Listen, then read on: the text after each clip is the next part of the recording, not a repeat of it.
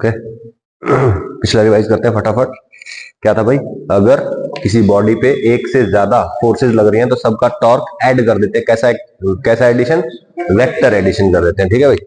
और करते क्या है, आर क्रॉस एफ, है ना, डायरेक्शन के लिए आर क्रॉस एफ। आर की तरफ उंगलियां करेंगे, एफ की तरफ घुमा देंगे, थंब की डायरेक्शन क्या देगी, टॉर्क की डायरेक्शन, ठीक है ना। राइट हैंड यूज करना है, लेफ्ट नहीं करना, राइट हैंड यूज करना है हमेशा, ठीक है। राइट से ही बनते हैं ज्यादातर आपके लॉज में, ठीक है। अब जैसे ये वाला क्वेश्चन देखो, क्या था इसमें, यहाँ पे दो फोर्सेस है, एक T1 एक पुल्ली है, ठीक है। इधर एक रस्सी है, इधर से भी ये जो रस्सी जा रही है, क्या कर रहे हैं, ये दोनों रस्सी ऐसे फोर्स लगा रही है। बोलो ये वाली फोर्स ऐसे घुमाने की कोशिश करेगी और ये वाली फोर्स ऐसे घुमाने की कोशिश करेगी, दोनों का टॉर्क क्या है, ऑपोजिट होगा, ऑब्वियस सी बात है, ठीक है।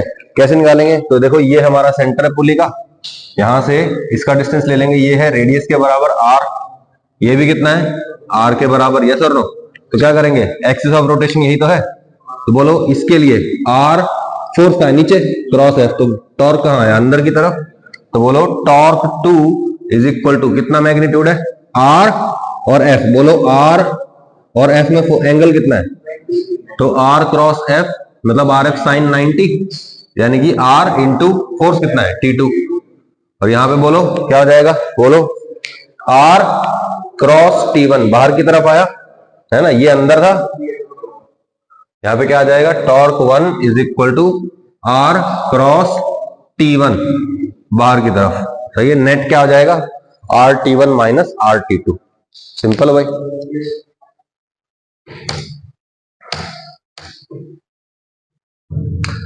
ठीक है, अब इक्विलिब्रियम का मतलब समझते हैं, ठीक है भाई। अब इक्विलिब्रियम आप लोगों को पढ़ाया तो था मैंने, है ना। जब किसी बॉडी पे नेट फोर्स क्या हो जाती है, 0, तो वो बॉडी क्या होती है, इक्विलिब्रियम में। हमने अब तक सिर्फ और सिर्फ ट्रांसलेशनल मोशन की बात करी है। ट्रांसलेशनल मोशन बोले तो स्ट्रेट लाइन मोशन, है ना।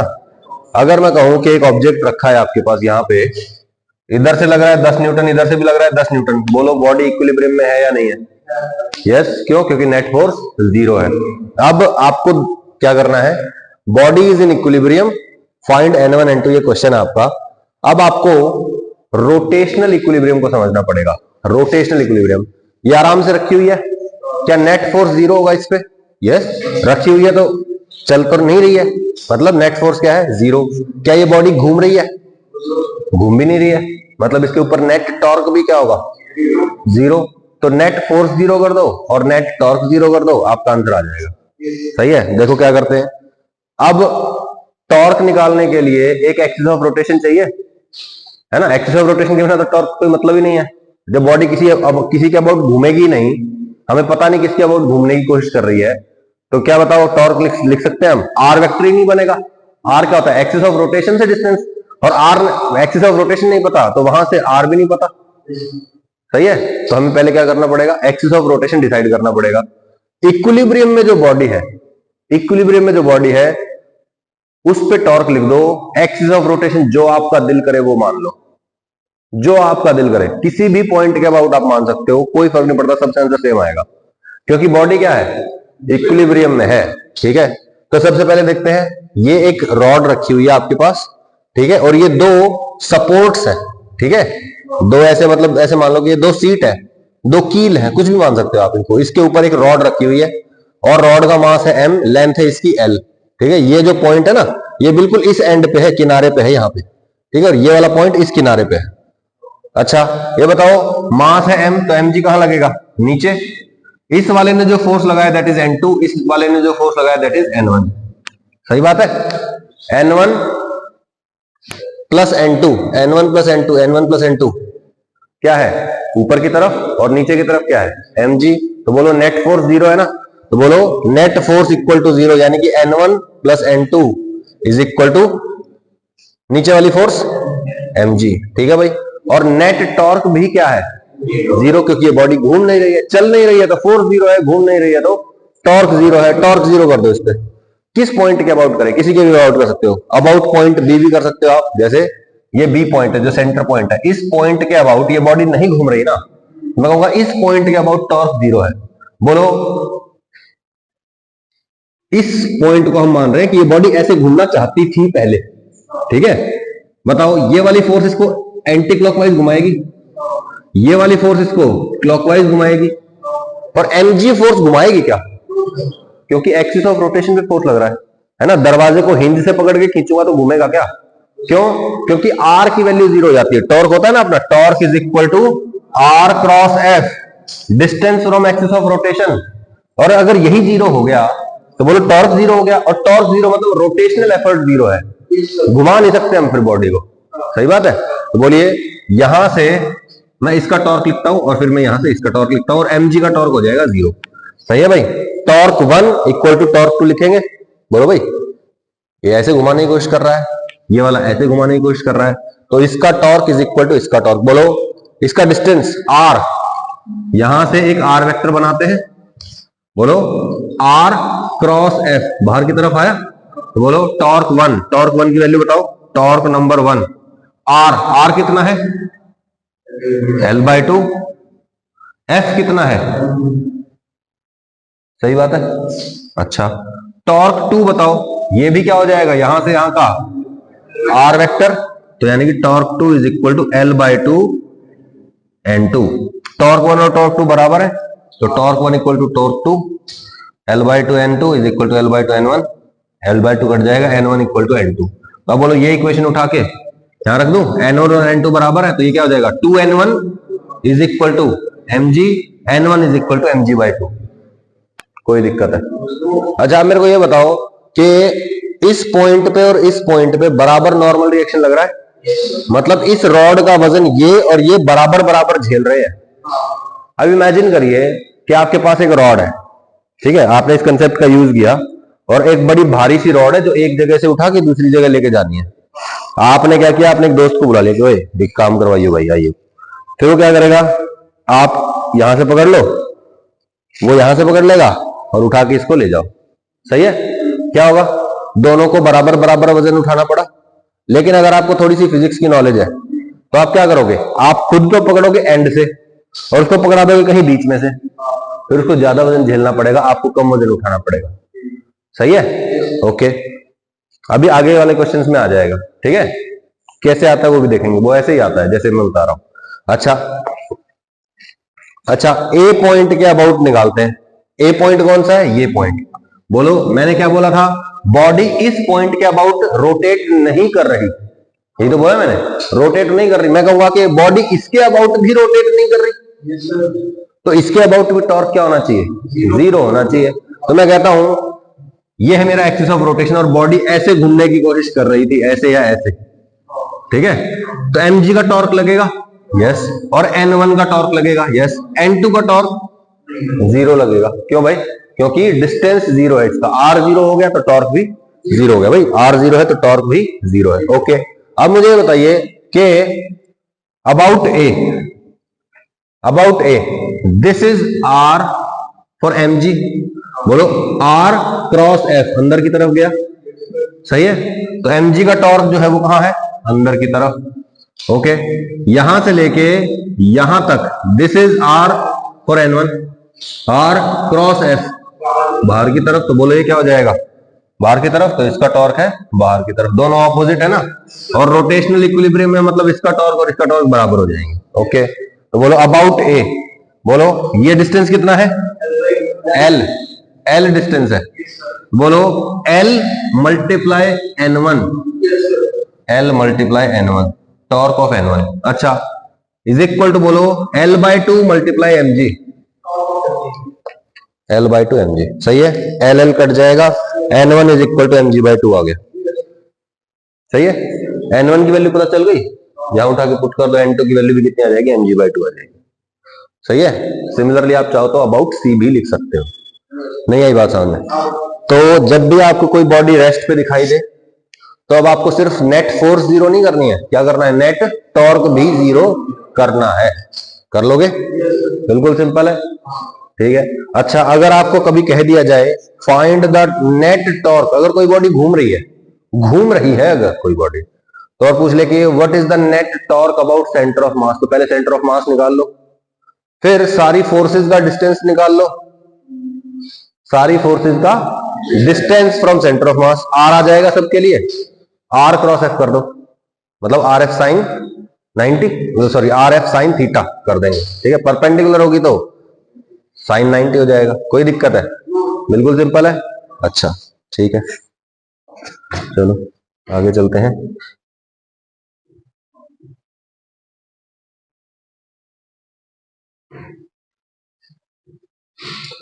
ये क्वेश्चन देखते हैं।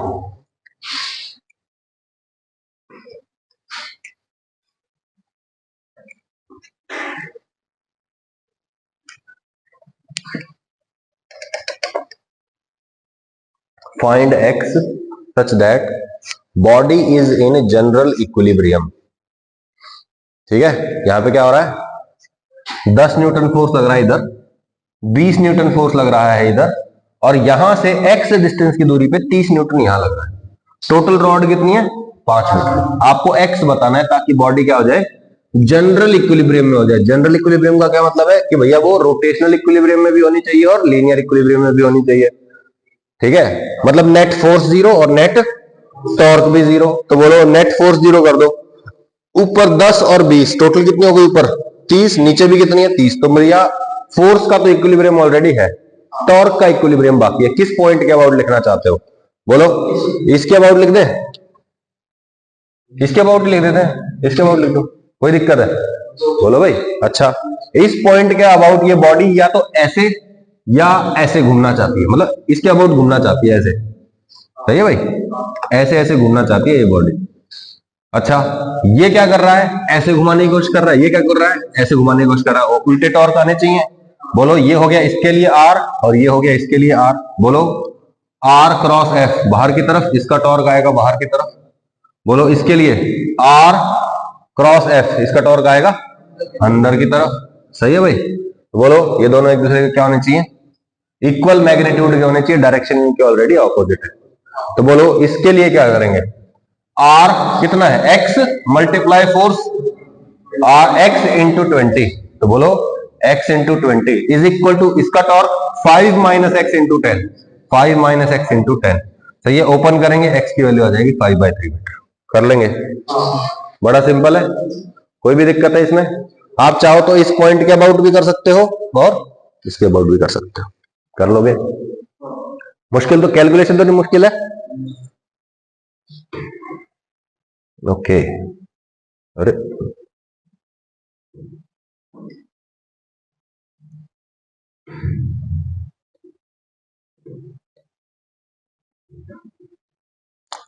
Right,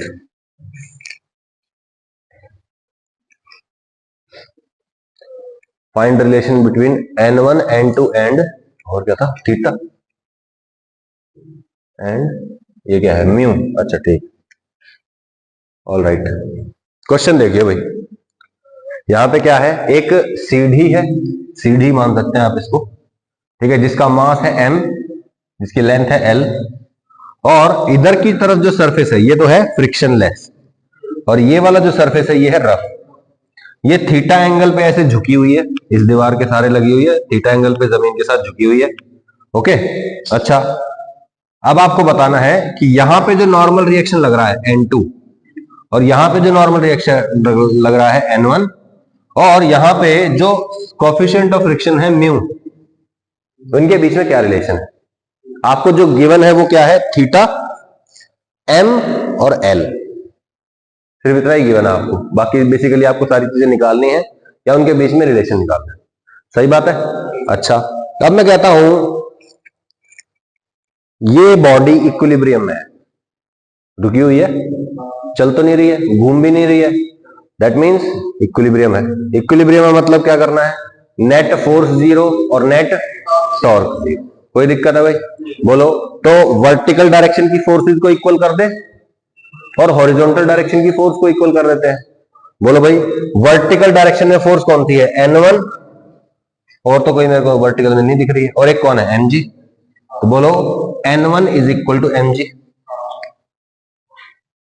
N1 is equal to, और कोई रीजन दिख रहा है आपको, और कोई चीज दिख रही है? बोलो भाई। अब ये मत सोचना कि सर ये N2 है, यहां पे N2 sin थीटा आएगा, फिर N2 sin थीटा का इधर एक कंपोनेंट आएगा, नहीं भाई। Who is the source, N2 is the force ना, N2 ही तो फोर्स है। तो बोलो N2 का इसके परपेंडिकुलर कंपोनेंट आ जाएगा क्या? परपेंडिकुलर कंपोनेंट होता है क्या? कोई बॉडी एक्स में जा रही है तो क्या वो वाई में भी जा रही है? एक्स में फोर्स लग रहा है तो क्या वाई में भी फोर्स लग रहा है? नहीं ना। दैट मींस अगर N2 इधर लग रहा है तो इसका कोई कंपोनेंट इधर नहीं आएगा, और अगर N1 वर्टिकली अप है तो इसका लेफ्ट राइट कोई कंपोनेंट नहीं होगा। सही है, पहली क्वेश्चन पता चल गई, N1 इक्वल टू mg। अच्छा, दूसरी चीज देख लेते हैं। दूसरी चीज क्या है? N2 Fs। बोलो भाई, नहीं आई बात समझ? बोलो, हॉरिजॉन्टल फोर्स भी तो इक्वल करनी पड़ेगी। तो बोलो N2 is equal to Fs। और Fs क्या होता है? म्यू mg नहीं, म्यू n होता है। ठीक है ना, म्यू n। कौन सा नॉर्मल रिएक्शन लग रहा है यहाँ पे? तो ये क्या हो जाएगा? म्यू n1 की जगह अब की बार हो जाएगा, ऐसे लिख सकते हो N2 is equal to mu mg। एक चीज हो गई। और क्या कर सकते हो आप? यहाँ पे रोटेशनल इक्विलिब्रियम लगा सकते हो। सही है, किसके अबाउट लगाएंगे? किसी भी पॉइंट के अबाउट, है ना। फॉर एग्जाम्पल आप ये जो पॉइंट है इसके अबाउट लगा लो, इस पॉइंट के अबाउट लगा के देखो। बोलो यहां पे क्या हो रहा है? इस पॉइंट के अबाउट ये जो N1 है इसको ऐसे घुमाने की कोशिश कर रहा है। बोलो भाई, फ्रिक्शनल फोर्स कहां लग रही है? इधर की तरफ, तो फ्रिक्शन इसको इधर घुमाने की कोशिश कर रहा है, और N2 इसको ऐसे घुमाने की कोशिश कर रहा है। बोलो भाई, ये क्लॉकवाइज घुमाने की कोशिश कर रहा है, ये भी क्लॉकवाइज घुमाने की कोशिश कर रहा है, और ये एंटी क्लॉकवाइज घुमाने की कोशिश कर रहा है। आप कर सकते हैं इसको। अच्छा ये बताओ, टॉर्क होता क्या है? Torque is equal to r F sine theta. R F sine theta, yes और no? What is theta? Angle between r and F. बोलो भाई, बोलो इसको आप क्या लिख सकते हो? आर परपेंडिकुलर इंटू एफ भी लिख सकते हो, या फिर आर इंटू एफ परपेंडिकुलर भी लिख सकते हो, है ना। फोर्स का परपेंडिकुलर कंपोनेंट या फिर आर का परपेंडिकुलर कंपोनेंट, कोई दिक्कत? ठीक है। अब देखो, मैं कहता हूं इस पॉइंट के अबाउट लिखना है, तो मैंने एंगल्स निकाल लिए। बोलो वही पुराना तरीका। बोलो कौन सा एंगल है? ये एंगल थीटा है, तो ये सारे एंगल क्या हो जाएंगे? थीटा हो जाएंगे, एक छोड़ के। यस और नो? अब बताओ ये एंगल कौन सा है? हॉरिजॉन्टल और ये वाला, हॉरिजॉन्टल और ये वाला। ये तो हो गया 90 माइनस थीटा, ये हो गया थीटा, और ये हो गया 90 माइनस थीटा। कोई दिक्कत है भाई? अच्छा, ये एंगल कितना हो गया? थीटा। बोलो ये N2, ये कितना? N2 cos थीटा, और यहां पे कितना? बोलो यहां से लेके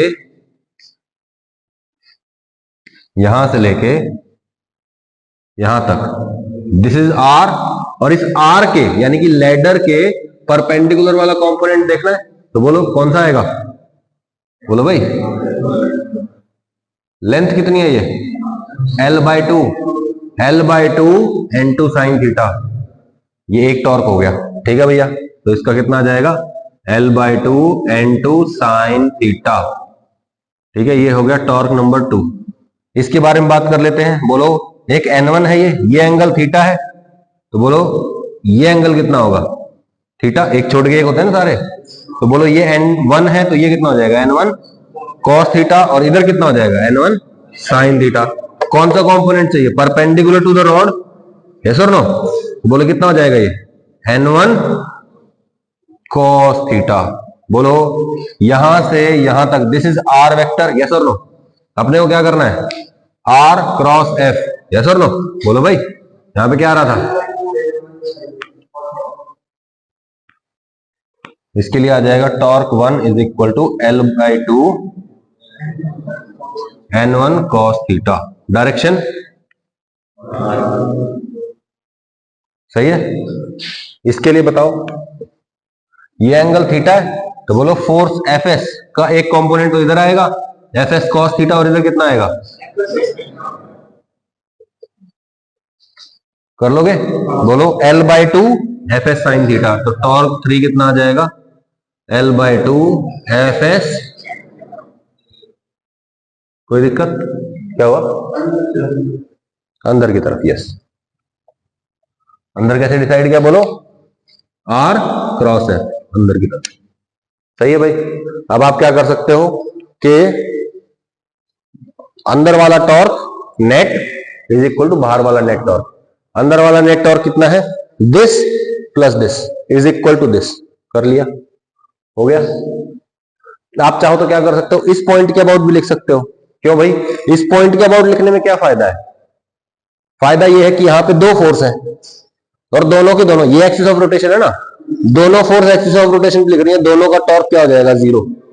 सही है, तो आप क्या आ जाएगा बोलो, ये लिख, दोबारा बताओगे, this is the axis of rotation. ठीक है, अब मुझे यहां से डिस्टेंस लेना है आर और एफ।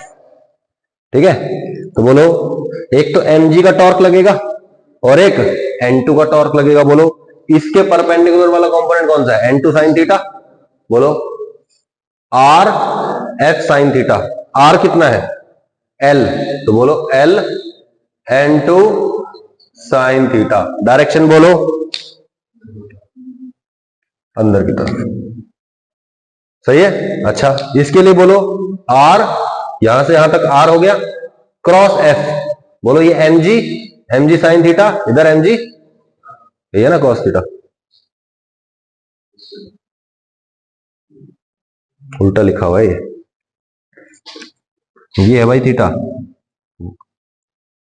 वर्टिकल, हाँ नहीं ठीक है, ठीक है ठीक है ठीक, ये mg cos थीटा, ये mg sin थीटा। ठीक है भाई, बोलो r क्रॉस f बाहर की तरफ आएगा, कितना टॉर्क आएगा बोलो, L/2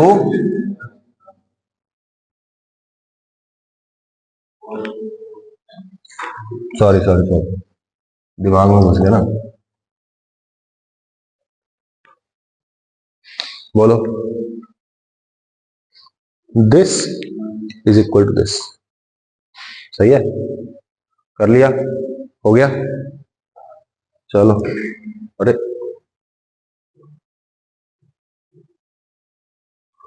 ये कैसे मूव कर रहा है, ठीक है, कर लोगे, ऐसे ही म्यू की वैल्यू भी निकाल सकते हैं आप लोग, हो जाएगा ना।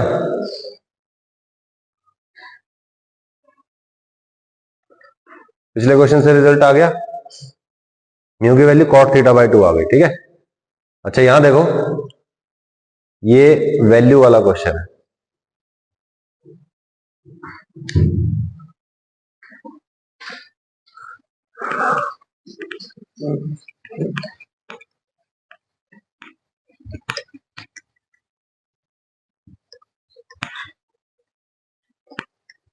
Find mu so that the ladder does not slip. Same question है पिछले वाला, बस अब क्या हो गया है, एक तो ये रॉड हो गई आपके पास, mass m 10 kg, length l 5 metre. ठीक है, यहां पे एंगल थीटा 37 डिग्री आपको गिवन है।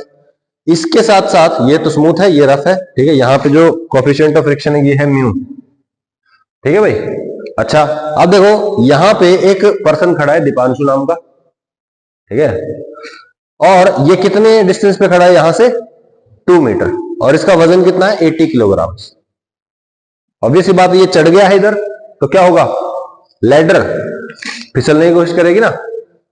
बोलो भाई लैडर, अगर मान लो कि ये सरफेस स्मूथ होता तो लैडर कैसे फिसलती, बोलो ऐसे थी लैडर, फिसल के ऐसे चली जाती ना। बोलो लैडर का ये पॉइंट कहां जाना चाहता है, उधर जाना चाहता है, तो फ्रिक्शन कहां लगेगा, इधर। बोलो फ्रिक्शन लग रहा है इधर, आपको म्यू बताना है।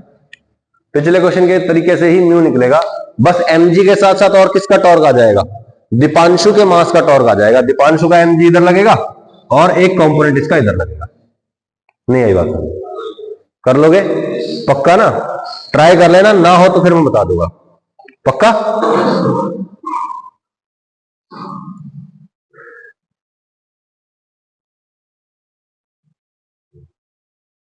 ठीक है, ये क्वेश्चन देखते हैं,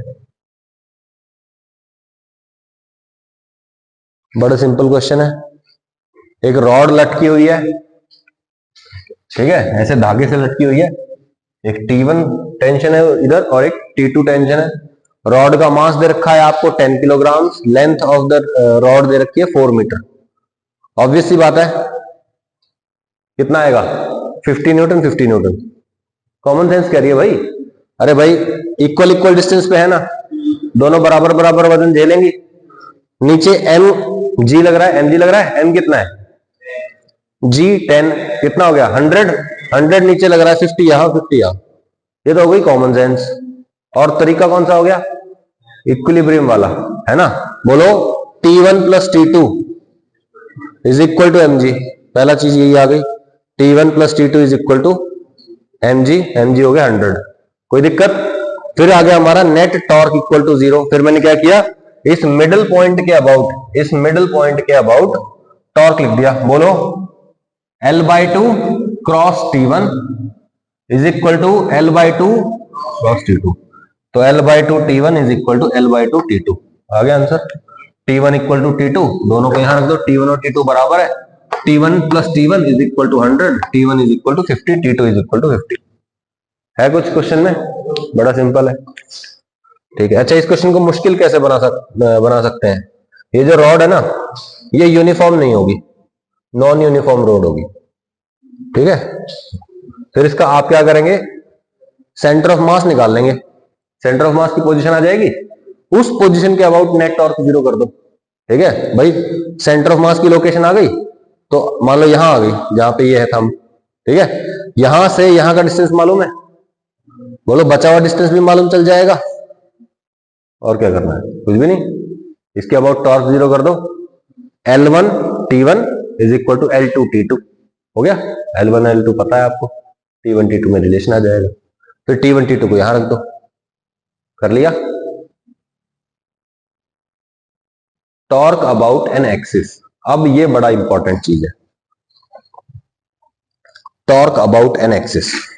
एक्सिस के अबाउट, जैसे दरवाजा खुलता है ना, जैसे हमने तो अभी सिर्फ पॉइंट के अबाउट निकाल लिया है ना, फलाने पॉइंट के अबाउट निकालो, फलाने पॉइंट के अबाउट, फलाने पॉइंट के अबाउट।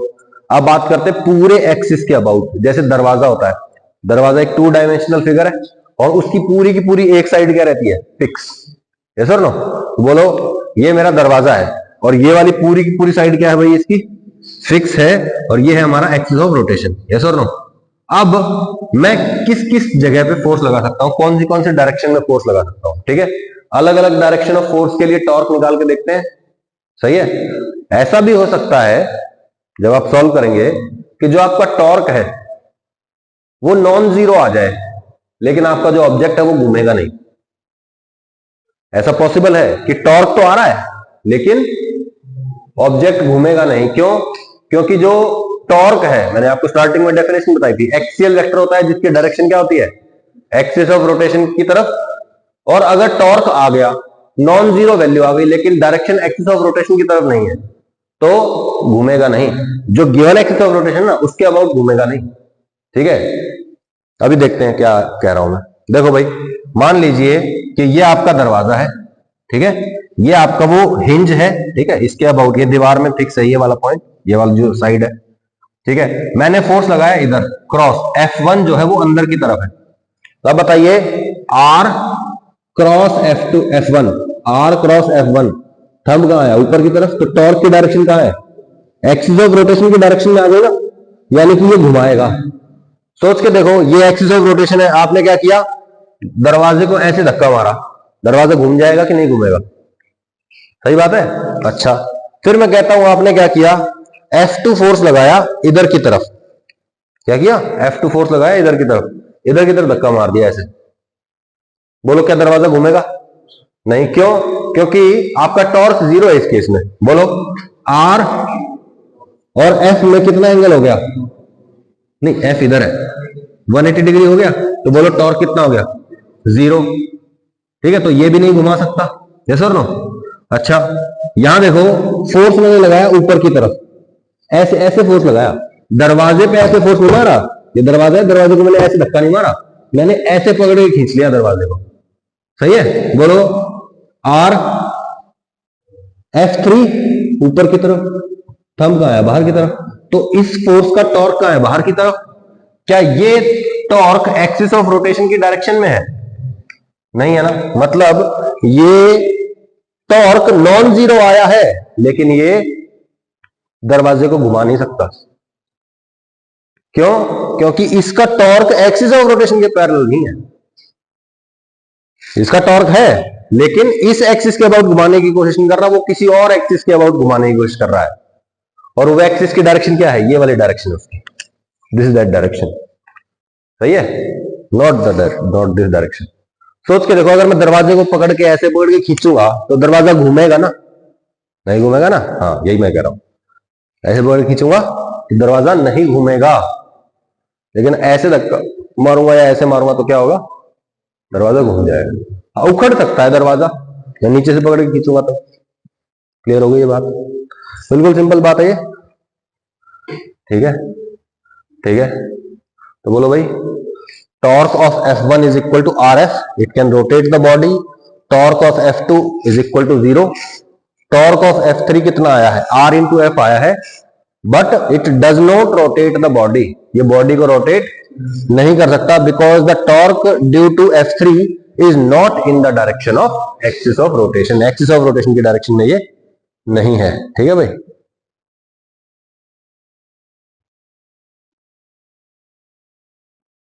ठीक है, ये पेज देखते हैं। If the force is acting parallel to axis of rotation, then its torque is not able to rotate the body about given axis of rotation. बोलो, जब मैं दरवाजे को ऐसे पकड़ के खींच रहा था तो एक्सिस ऑफ रोटेशन ऐसे था, और फोर्स क्या थी, उधर ही थी, उसी के डायरेक्शन में।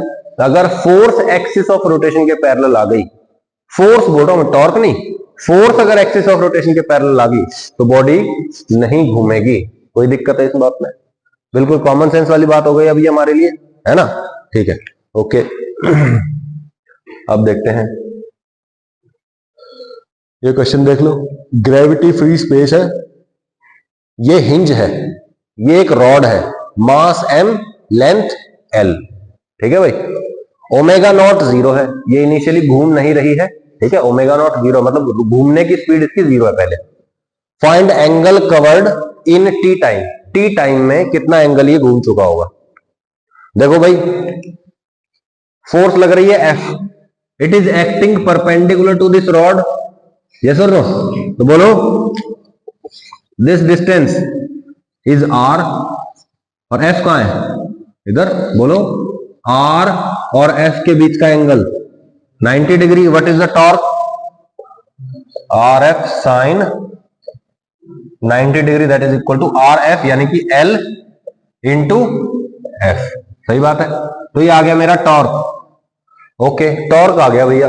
अब मैं कहूंगा कि टॉर्क होता क्या है, बोलो force is equal to mass into acceleration, torque is equal to I alpha, alpha is equal to torque divide by आई।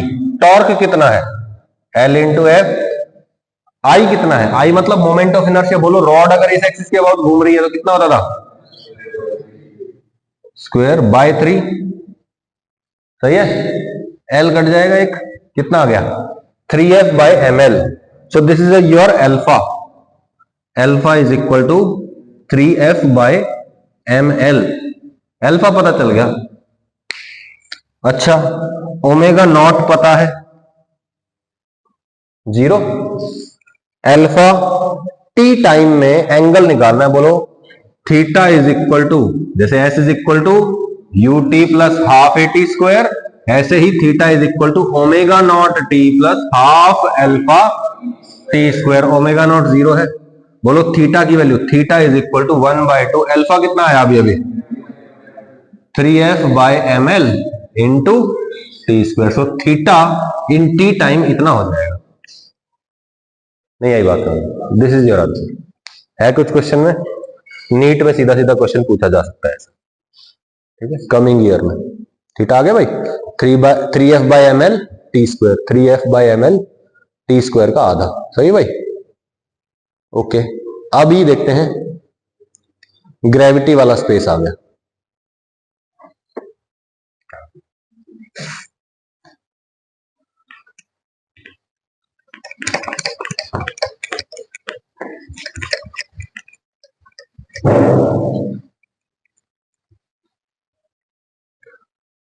अभी क्या हो रहा है, एक रॉड है, ग्रेविटी है यहां पे, पिछले के क्वेश्चन में ग्रेविटी नहीं थी, अभी ग्रेविटी है नीचे, ग्रेविटी का मतलब mg लगेगा, सही है। इस पॉइंट के अबाउट ये रॉड घूम सकती है, मतलब ऐसे घूम सकती है, ठीक है भाई, ऐसे घूम सकती है। अच्छा, बोलो रॉड का mass m, length l, mg कहां लगेगा, सेंटर ऑफ मास पे, this is the centre of mass, बीच में, जब तक दिया ना जाए यूनिफॉर्म ही मानेंगे, वैसे दिया जाता है यूनिफॉर्म है, ठीक है। तो बोलो mg की वजह से ही तो ये नीचे आएगी, और तो कोई फोर्स नहीं है। बोलो भाई, अगर ये रॉड ऐसे है और ये ऐसे आ गई तो क्यों आ गई? mg की वजह से आई ना। तो बोलो टॉर्क किसका है? mg का। अपने को क्या बताना है? Initial alpha. तो बोलो torque is equal to I alpha होता है। टॉर्क निकाल लो, ये डिस्टेंस mg L/2 mg। बोलो r और f के बीच का एंगल 90 डिग्री है, तो अपने को आर एफ साइन 90 कर देंगे। तो बोलो L/2 into m g is equal to I कितना है इस एक्सिस के अबाउट? अल्फा। अल्फा की वैल्यू आ गई कितनी? 3g/2 है। कर लिया, सिंपल है ना। इनिशियल अल्फा है ये, थोड़ी देर बाद का अल्फा नहीं है ये, बिल्कुल स्टार्टिंग में जो अल्फा होगा वो है ये।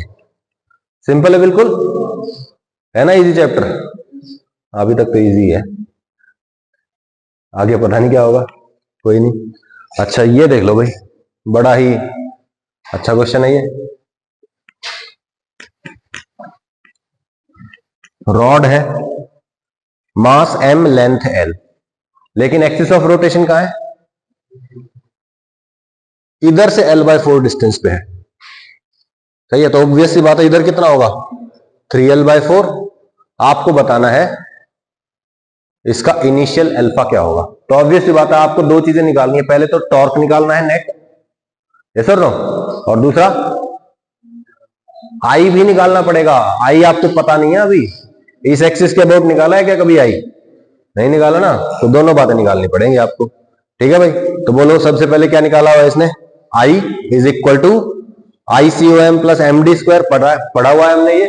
पैरेलल एक्सिस थ्योरम क्या कहती है कि सेंटर ऑफ मास के अबाउट जो मोमेंट ऑफ इनर्शिया है वो निकाल लो, प्लस m इंटू d² कर दो। सही है, तो बोलो सेंटर से पास होने वाला जो होता है ना, सेंटर से जो पास होने वाला एक्सिस होता है, इसके अबाउट कितना होता है? ICOM ml²/12। बोलो यहां से कितना डिस्टेंस है? ये L/4 है, ये पूरा L/2 है, तो ये कितना डिस्टेंस हो गया? सही है, तो बोलो टोटल कितना हो जाएगा? प्लस MD², d कितना है? तो L²/16 आ जाएगा। ml²/12 plus ml²/16। सही है भाई, तो मोमेंट ऑफ इनर्शिया आ गया इसके अबाउट ml²/12 प्लस ml²/16। ठीक है, ये आई की वैल्यू आ गई मेरी सॉल्व करके। ठीक है, 7 ml²/48। ठीक है भाई। अच्छा, अब मुझे निकालना है नेट टॉर्क। नेट टॉर्क कैसे निकालूंगा? Thank you. ओके, अच्छा हाँ भाई, टॉर्क निकालना है। अब टॉर्क कैसे निकालेंगे बोलो? बड़ा सिंपल है, कुछ भी नहीं है। मैं कहता हूं दो तरीके से निकाल सकते हो, कोई भी तरीका लगा लो। क्या करोगे बोलो? ये जो L/4 है इसमें मास कितना होगा? इसका सेंटर ऑफ मास कहां होगा? L/4 के आधे पे, यानी कि यहां से कितना डिस्टेंस है? सही है, तो बोलो m/4 मास का L/8 डिस्टेंस पे, बोलो यहां पे क्या लगेगा? m/4g, और डिस्टेंस कितना है? बोलो क्या r और mg परपेंडिकुलर नहीं है ना? तो बोलो इसका इधर वाले का टॉर्क कितना आएगा? L/8 mg/4। हो गया भाई। अच्छा, डायरेक्शन क्या आई? r क्रॉस f, यानी कि बाहर की तरफ। अच्छा, इसका और निकाल लो। बोलो 3L/4 लेंथ है, मास कितना होगा?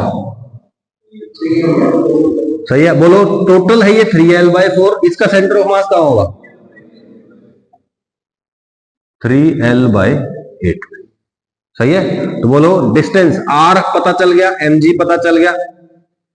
सही है ना, बोलो डिस्टेंस कितना है? 3L/8। डायरेक्शन बताओ, r क्रॉस f, अंदर की तरफ है ना, mg इधर लग रहा है, बोलो अंदर की तरफ। नेट क्या बच जाएगा? This minus this. हो गया भाई, तो आपके पास नेट टॉर्क आ गया। Net torque is equal to I alpha. Solve कर लोगे, अल्फा की वैल्यू आ जाएगी।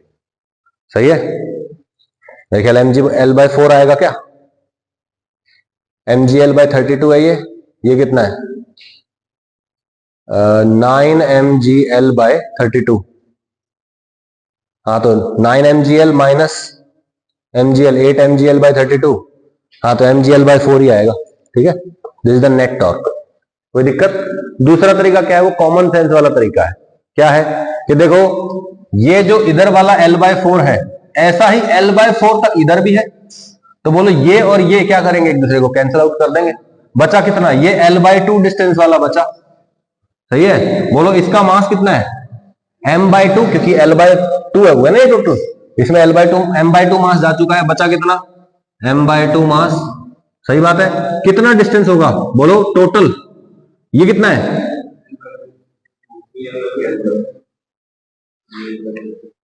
एक मिनट, गड़बड़ तो नहीं कर रहे हैं हम? मास m/2 हो जाएगा। इस m/2 मास का, इस m/2 मास का सेंटर ऑफ मास कहां होगा? यहां पे। कितने पे? L/2 डिस्टेंस पे हो ना भाई। यहां से तो L/4 हो जाएगा, यहां से L/4, ये L/4 पहले से है, तो बोलो कितना हो गया? यहां से L/2 नहीं हो गया?